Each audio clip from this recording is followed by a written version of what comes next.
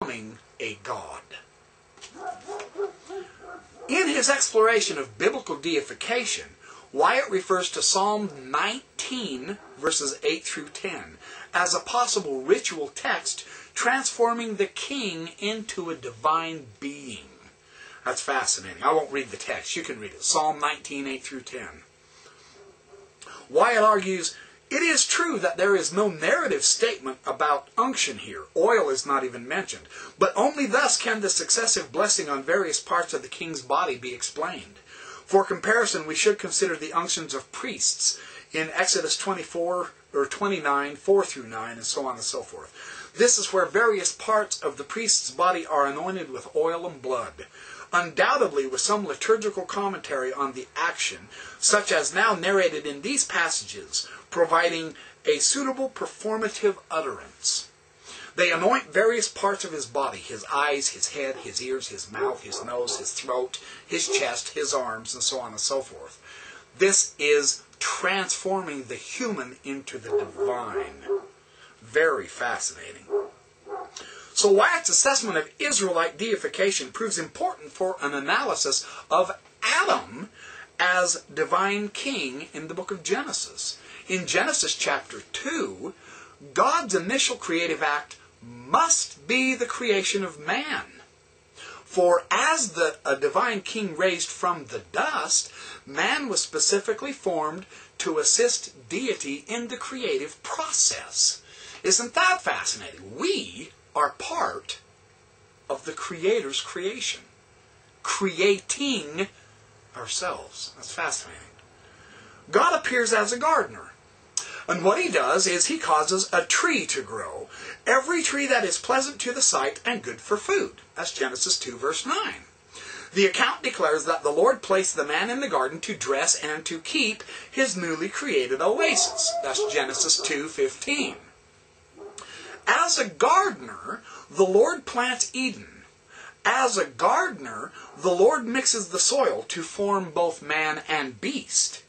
As a gardener, the Lord creates man in his image to perform the work of a god. Following his creation, man assumes the role of divine gardener. That is so interesting. From an ancient Near Eastern perspective, the view of Adam as divine gardener suggests that biblical authors viewed humanity as earthly extension of the divine counsel. All of humanity is the earthly extension of the divine counsel of the gods. That's because we were in that council before this earth was created. That's our Abraham text, chapter 3. Now that's coming out. Adam has that role. Isn't that fascinating? Wow, that really puts you, ooh, that really hit you right between the eyes, doesn't it? According to the Eden account, man was immortal. Genesis 2, verse 17. Man was immortal. Man had received from deity the sacred breath of life. There was no death. He got the breath of life. Genesis 2, verse 7. Man had been commissioned to perform the work of a god. That is, to till and tend the divine garden.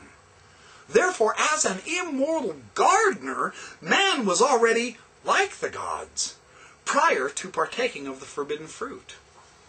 Isn't that fun? That is just so, you just kind of, wow.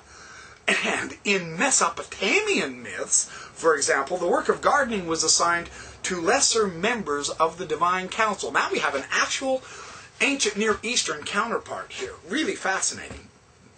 The story of Atrahasis opens with the following portrayal. Here's how it says. When gods were man, they did forced labor. They bore drudgery. Great indeed was the drudgery of the gods. The forced labor was heavy. The misery was too much. The 7 great Anuna gods were burdening the Igigi gods with forced labor. So like the account in Genesis, the lesser gods of the divine council in Atrahasis, they were also gardeners.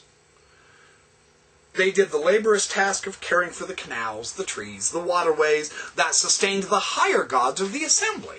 So Adam, as an immortal being, clearly reflects the position of the Igigi in Mesopotamian thought. The question presented to Job by Eliphaz regarding the primal human seems to share this notion. Now get this, in the book of Job, this is so interesting also. This is Job 15, verses 7 and 8. Are you the firstborn of the human race? Job is asked. Were you brought forth before the hills? Have you listened in the counsel of God? See, as Dexter Callender has observed concerning these questions, the allusion to the primal human in Job does not give us explicit details concerning his incorporation into the sacred worlds.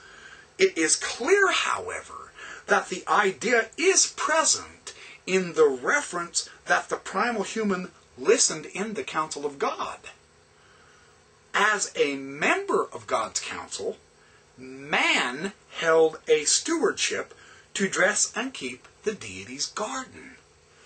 Genesis 2:15. So according to the Genesis account, when the man and woman eat from the tree of knowledge, God expels the humans from Eden, and he assigns the cherubim, who are other traditional members of the divine council, to keep the garden. Isn't that fascinating? That's Genesis 3, verse 24. This move may suggest that in biblical thought, keeping the garden is a task reserved for members of the divine host. As an immortal subordinate assigned in important council task, man, however, eventually appears in the Genesis account as a being very much like the council deities mentioned in Psalm 82, who receive the decree of death. I have said ye are gods, and all of you are children of the Most High. But ye shall die like men, and fall like one of the princes. That's Psalm 82, verses 6 and 7. But of the tree of knowledge, of good and evil, thou shalt not eat of it, for in the day that thou eatest thereof, thou shalt surely die. Genesis 2:17. That's fascinating, isn't it? Adam, as a king. Adam, as one of the members of the council of the gods.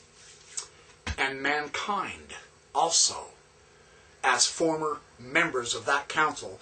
Now we are here on earth to do the work of a god, to dress and till and keep the garden. Take care of our earth. A greater environmental statement cannot be made.